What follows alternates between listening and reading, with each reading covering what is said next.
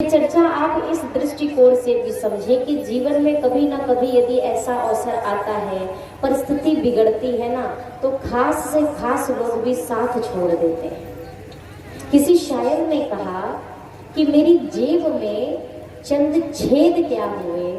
जैसे आपकी जेब है और जेब यदि फटी हो, आपने उस जेब में सिक्के रख रखे हो और जेब फट जाए तो सिक्कों का क्या होगा? जोर से बोलिए, क्या होगा? सिक्कों का गिर जाएंगे। शायर ने कहा कि मेरी जेब में चंद छेद क्या हुए, अरे सिक्कों से पहले तो रिश्तेदार खिसक लिए। कहने का मतलब जीवन में जब तक, आज के इस समय की बात कर रही हूँ, जब तक पास में पैसा है हर शख्स पूछेगा भाई तू कैसा है, और जब पास नहीं होता पैसा ना, तो फिर लोग भी दूर चले जाते हैं। यदि वो पास आया तो फिर कुछ ना कुछ हो सकता है, लेने देने की बात करे तो देना ना पड़ जाए, तो इससे दूरी बना लो, इससे दूर ही रहो तो ज्यादा अच्छा है। एकमात्र भगवान का दर ऐसा है, भगवान का द्वार ऐसा है कि आप सुख में जाओ दुख में जाओ, कभी वो ये नहीं कहता कि तुम सुख में मुझे भूल गए थे तो अब दुख में मैं तुम्हारी मदद नहीं करूंगा।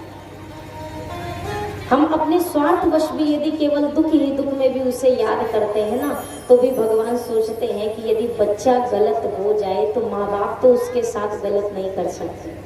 बच्चा लाख गलती करे, लेकिन माँ बाप कभी भी, यदि किसी की संतान चोर भी हो ना, तो भी वो माँ जीवन में नहीं कहेगी कि मेरा बेटा गलत है, वो कभी नहीं स्वीकार करेगी। माँ बाप कभी नहीं मानते।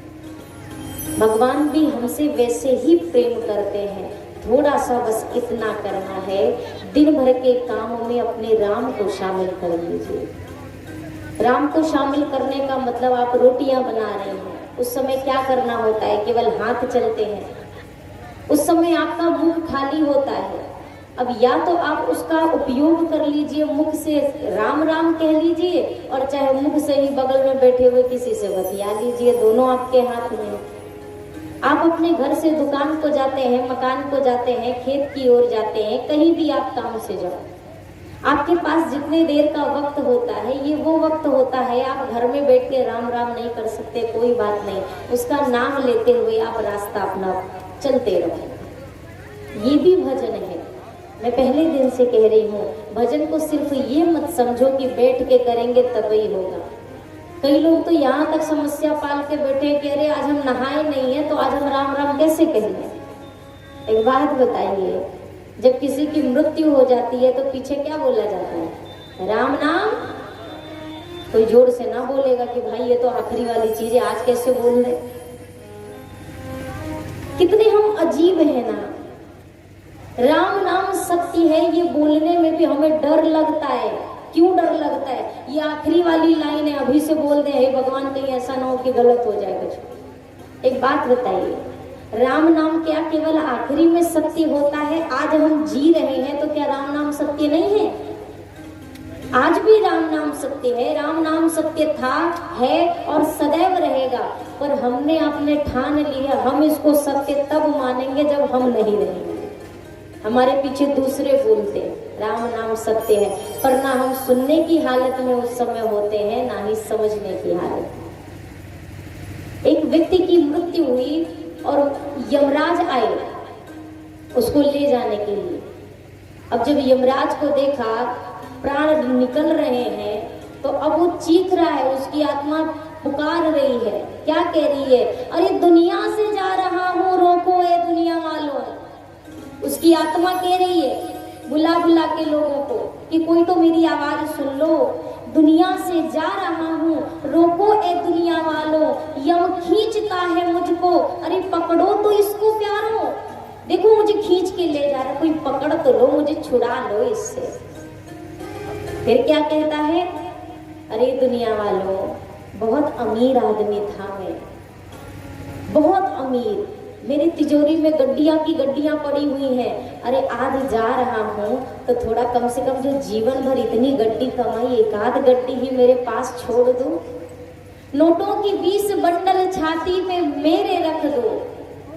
नोटों की 20 बंडल छाती पे मेरे रख दो, अरे धनवान में बहुत था, निर्धन न करके मारो। कहते सदा यही थे, तेरे साथ ही मरेंगे। दुनिया में बहुत सारे लोग आपको ऐसे मिलेंगे ना, जो आपसे वादा करेंगे, भैया तुम जियोगे तो जिएंगे, तुम मर जाओगे तो तुम्हारे साथ मर जाएंगे, हम तुम्हारे लिए जान दे देंगे, जान मर भी सकते हैं तुम्हारे लिए। आज वो व्यक्ति कहता है, कहते सदा यही थे, तेरे साथ ही मरेंगे, पर अब मर गए कहाँ सब मेरे आओ रिश्तेदारों। कहते थे मेरे साथ मरेंगे, अब कहाँ मरे हो सब के सब, जरा आओ तो मुझे तो बचाओ। लेकिन आज कौन सुनने वाला है?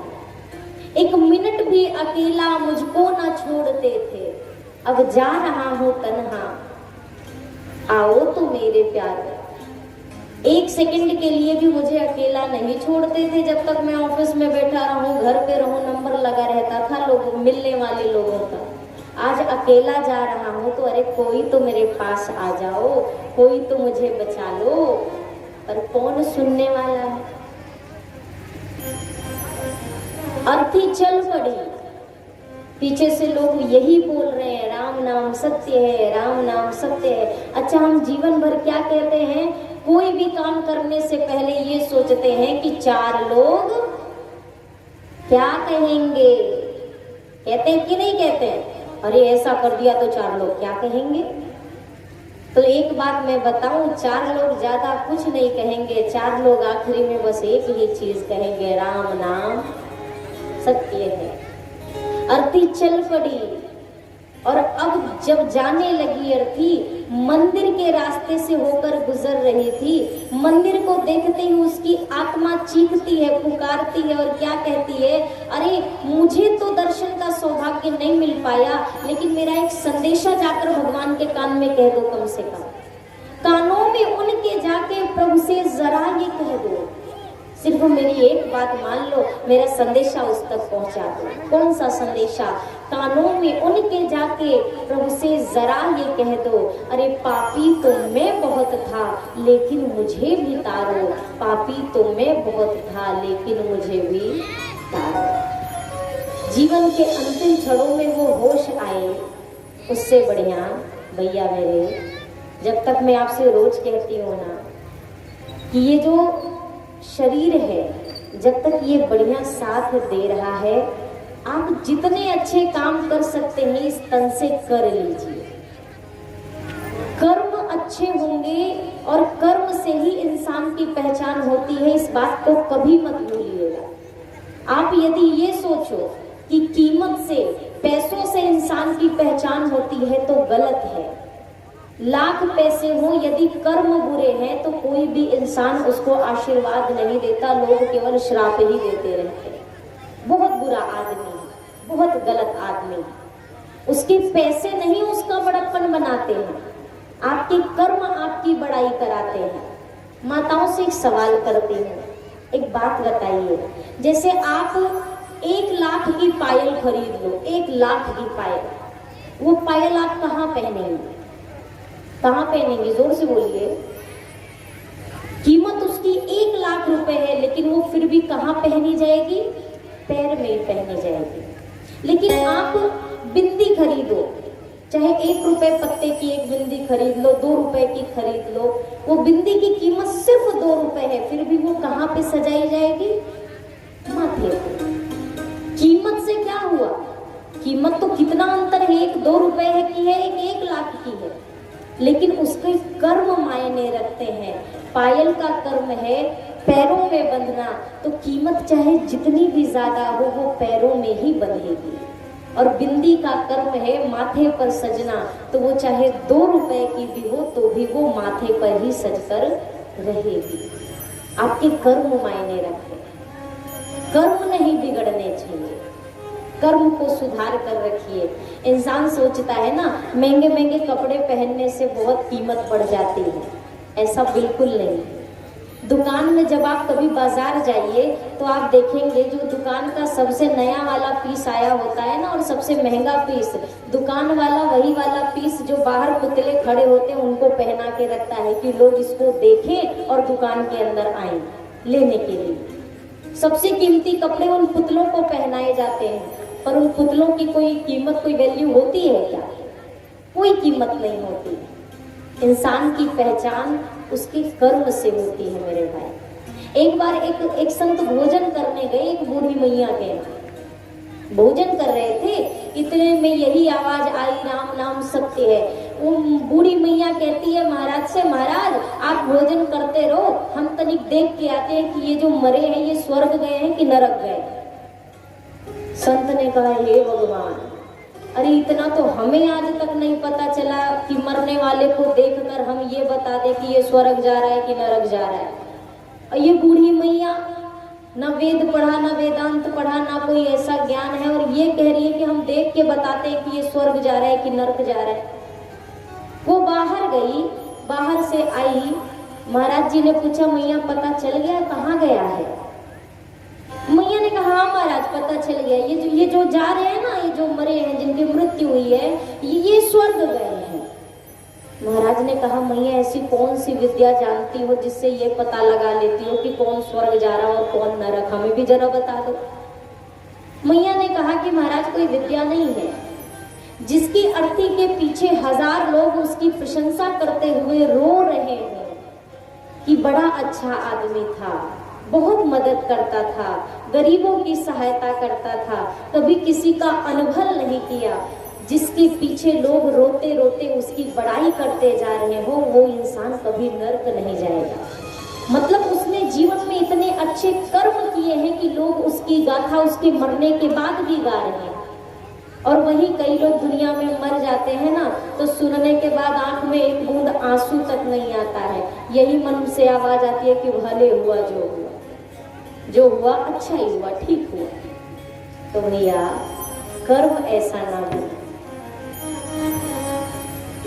आँख से अंधे हो जाओगे, बुढ़ापे की बात जो ठान के बैठे हैं ना, अभी नहीं करेंगे, बुढ़ापे में भजन करेंगे। कैसे करोगे?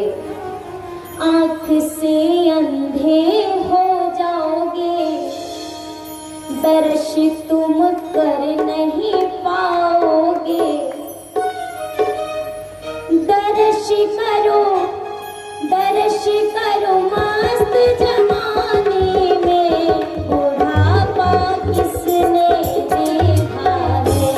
दर्श करो मस्त जमाने में, बुढ़ापा किसने देखा है। भजन करो मस्त जमाने में, बुढ़ापा किसने देखा है। भजन करो मस्त जमाने में, बुढ़ापा किसने देखा है। किसी ने नहीं देखा है ना, बुढ़ापा नहीं देखा है ना। तो जरा तालियों के साथ सब लोग कहिए, जितने भी लोग बैठे हैं जरा तालियां तो बजाइए।